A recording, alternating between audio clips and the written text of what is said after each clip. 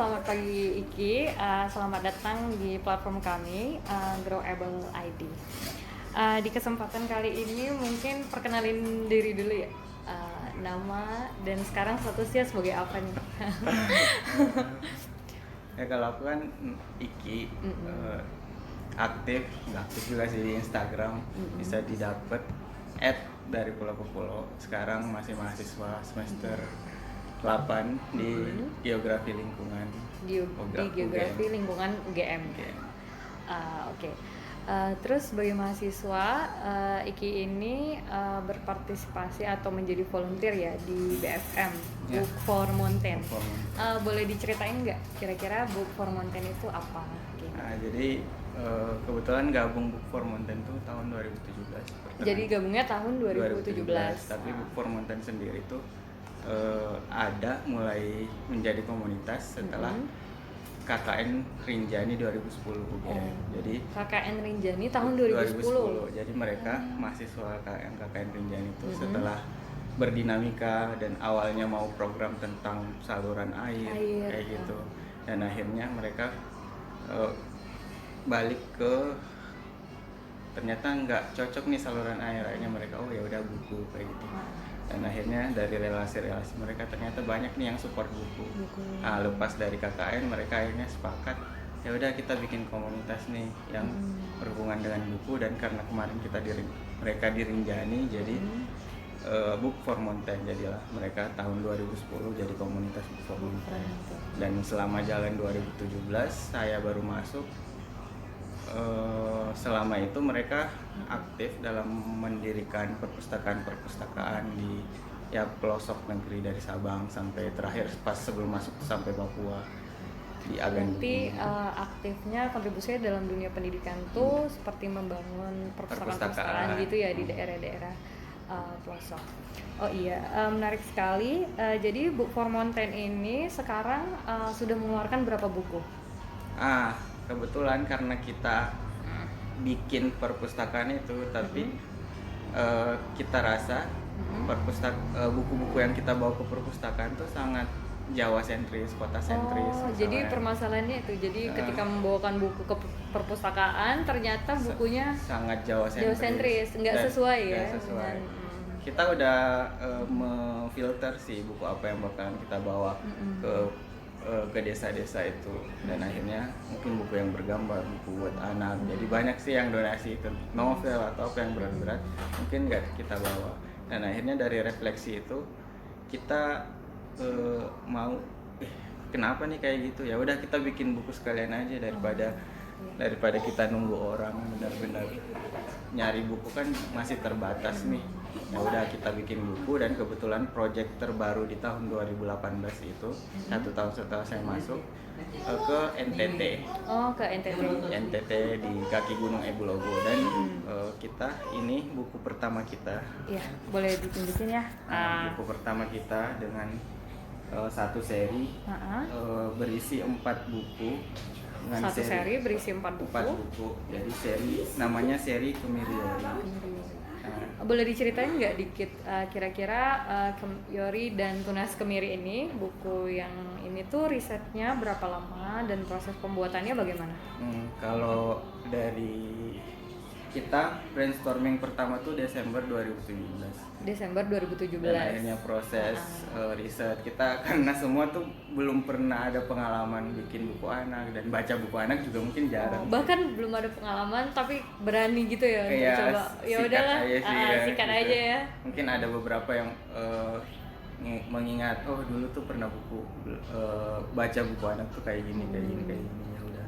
Jadi kita disodorin dulu nih, baca dulu nih buku anak tuh kayak gini. Sampai riset membaca buku anak tuh kayak gimana. Dan akhirnya mulai di Januari, di awal 2018 kita riset bikin alur cerita kayak gitu. Kita juga belum tahu sih sistemnya kayak gimana. Ya udah kita pembagian tugas kayak gitu. Dan akhirnya masuk ke tahap storyboard, terus masuk ke tahap ilustrasi, dan di Agustus September udah selesai semua sih. Sambil finishing kita itu berarti 2018 itu udah selesai semua ya? Kurang lebih hampir 9 bulan sih. 10 bulan. Oke, masuk ke pertanyaan yang lebih inti nih. Kenapa sih menurut Iki sendiri berkontribusi misalnya dalam pembuatan buku ini tuh penting? Padahal kan Iki sendiri nih mahasiswa, mungkin kayak banyak urusan lain sih yang sebenarnya bisa diurus, tapi kayak ya mau aja gitu bikin project untuk buku ini. Ini bukunya untuk anak-anak usia berapa ya? Ini kalau di BFM kita tuh ada level baca, level buku. Oh, jadi ada level, memang Ada udah level. ditentuin level bacanya. Level. Jadi nggak harus umur. Jadi tiap anak kan punya kemampuannya masing-masing. Jadi walaupun dia umur sekian tapi dia masih dengan level baca sekian. Ya jadi udah, level baca itu tidak ditentukan dari umur, tapi dari umur. pemahamannya ya. Jadi kita nggak membatasi umur. Jadi ya pengen membuka ini aja sih, bilang anak-anak tuh kalau baca buku kalau bisa disesuaikan dengan level baca mereka. Jangan sampai mereka pertama kali baca buku tapi langsung level yang seolah-olah yang tinggi. Jadi mereka pertama langsung nggak tertarik gitu ya untuk baca buku. Padahal banyak buku-buku yang level di bawah. Satu, seneng baca. Dua, seneng anak-anak. Seneng baca ya, seneng anak-anak. Tapi kata teman-teman tuh kayaknya bukan karena seneng baca sih kita dipertemukan di sini, karena emang seneng anak-anak. Namanya aja book for mountain, ada buku, ada embel-embel buku. Terus kebetulan dia diamanahi masuk divisi buku, divisi yang baru pas aku masuk. Itu baru terbentuk dan akhirnya kita berefleksi. Ya itu banyak, mungkin salah satunya katanya kan level literasi kita tuh terendah sekian di dunia kayak gitu. Ya mungkin bisa jadi seperti itu, tapi kalau ambil sisi lainnya bisa jadi akses terhadap bukunya kan yang kurang, menjadi masalah. Dan akhirnya BFM kemarin bergerak mencipta perpustakaan. Tapi adalah kita berefleksi lagi, ternyata buku-buku yang kita bawa tuh kurang cocok dengan kondisi di perpustakaan yang kita buat itu. Makanya di tahun 2012 mau ke NTT kita buat yang sesuai dengan kondisi yang ada di NTT. Boleh diceritain nggak kira-kira di dalam Yori dan Tunas Kemiri ini ceritanya sih tentang apa? Tapi nggak usah terlalu mendetail gitu kan. Karena nanti kan spoiler ya. Ini kira-kira bukunya ini tentang apa gitu garis besarnya? Jadi garis besarnya sih kita ambil premis tentang kemiri. Tentang kemiri. Jadi kemiri itu di NTT itu penghasil kemiri. Salah satu potensi yang ada di NTT itu kemiri, tapi di sana tuh belum dioptimalkan dengan baik. Dan akhirnya kita riset ternyata kemiri itu bisa diolah kayak gini nih. Akhirnya itu kita hasil pengolahannya itu kita rangkum di buku keempat kayak gitu.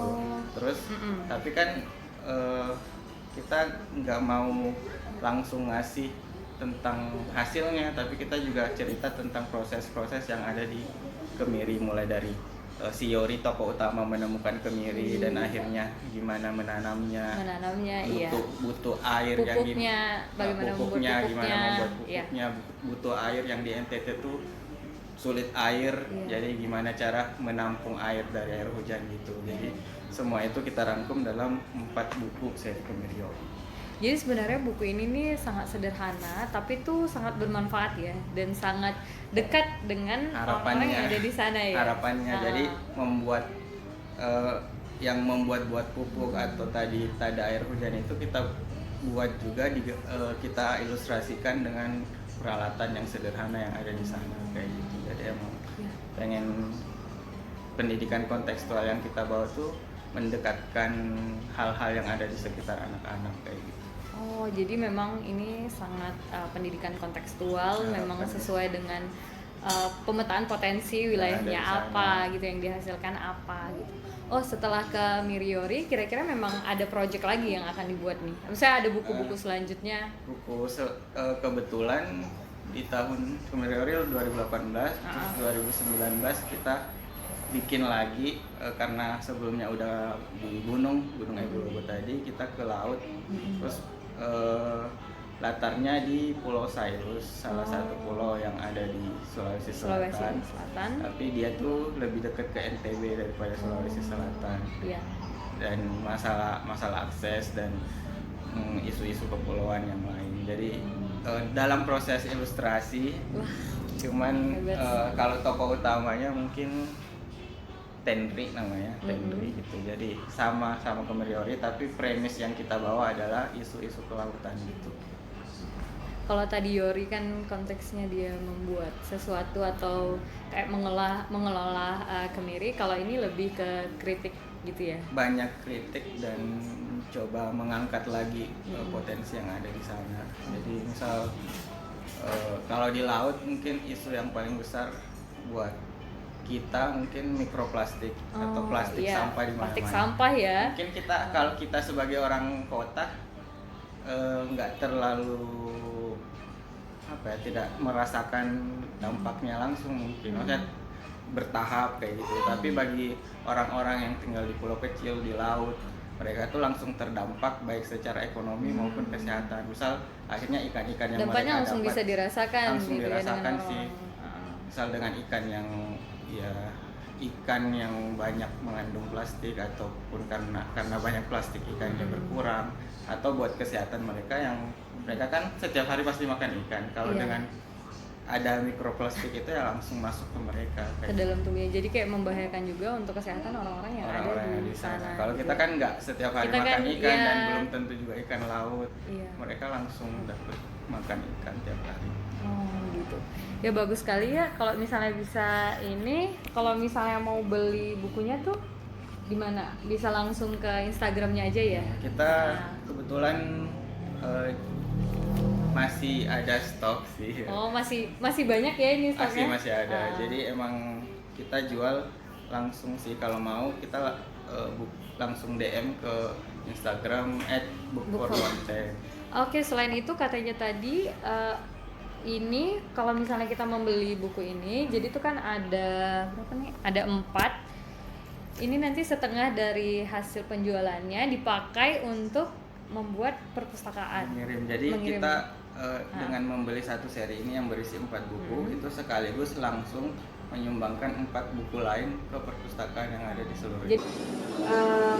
Kira-kira apa nih pesan Iki untuk anak-anak muda sekarang? Maksudnya anak-anak muda yang memang seharusnya punya inisiatif begitu dalam bidang pendidikan.